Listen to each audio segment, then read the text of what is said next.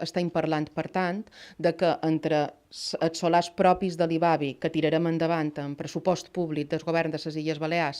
i els solars que mos cedeix l'Ajuntament de Palma i que tirarem endavant des de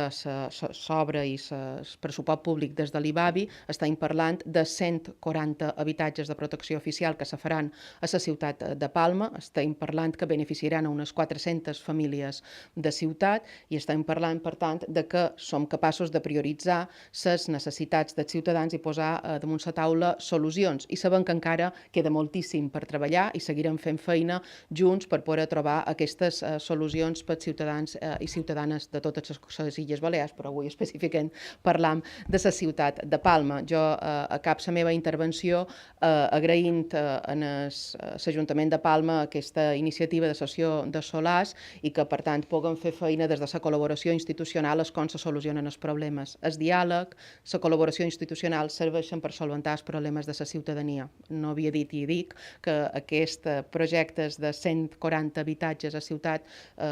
té un pressupost públic d'un de 7 milions d'euros que assumeix íntegrament el govern de les Illes Balears. Ens faltava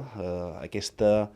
política de poder generar habitatge públic. I aquí sí que entre el govern de les Illes Balears, jo vull agrair especialment a la presidenta, fa uns mesos quan ens vàrem veure vàrem plantejar que l'habitatge seria una de les prioritats i avui jo crec que aquesta roda de premsa representa aquest compromís, no? Aquest compromís de la necessitat d'habitatge públic a la ciutat, tenint en compte que tenim un context complicat i difícil i que és vera que avui rubricam aquesta col·laboració amb una de les qüestions més importants de la vida, que és l'habitatge, el viure, i sobretot si és un ús públic i un ús de lloguer.